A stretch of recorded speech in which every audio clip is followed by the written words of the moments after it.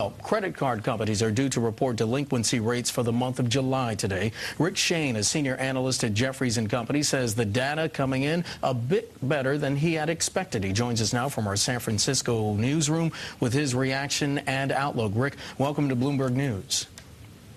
Thanks, Mark. It's good to be here. Thank you. You say the number is a little bit better than expected. Why? Sure. Well, I mean, ordinarily, the transition from June to July is a pretty benign month. There's not a high degree of seasonality. It's not like we're experiencing back to school or Christmas season or something like that that's really impacting the numbers. And the numbers came in pretty well.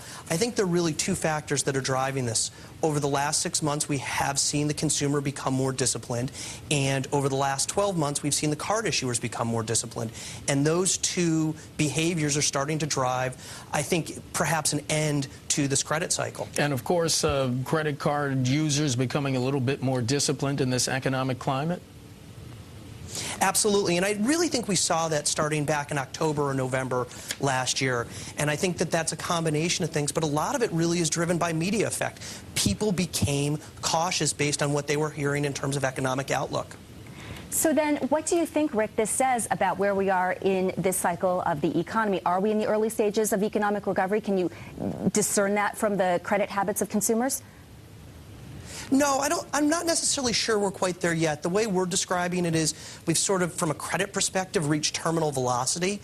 The problems have reached a level where it's really hard to imagine that they're going to continue to get worse. My expectation is that you will see a little bit of a seasonal turn over the next 2 to 3 months. You will see rising delinquencies. You will see charge-offs rise into the back half of the year. But headed into 2010, it probably looks a little bit brighter.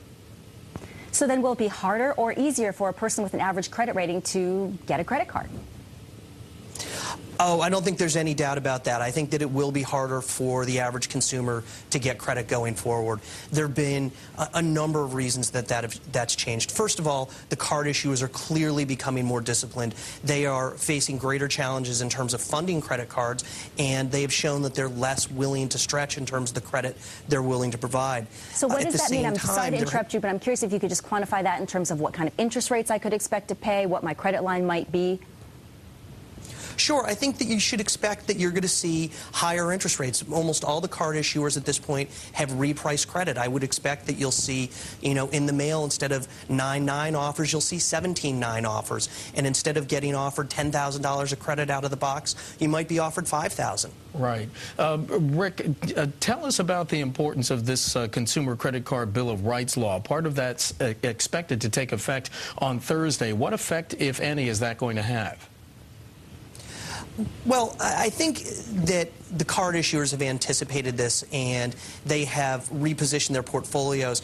The biggest issue is that they will no longer be able to proactively reprice their customers based upon late behavior within other consumer products. So, for example, if you have an American Express card and you're late on that, Capital One won't be able to reprice you based upon that. So the card issuers are going to be a lot more circumspect. They're going to offer you higher initial rates, and they are going to be much more careful because they're not going to be able to react as quickly as they have in the past. Rick Shane of Jefferies and Company joining us from San Francisco. Rick, thanks.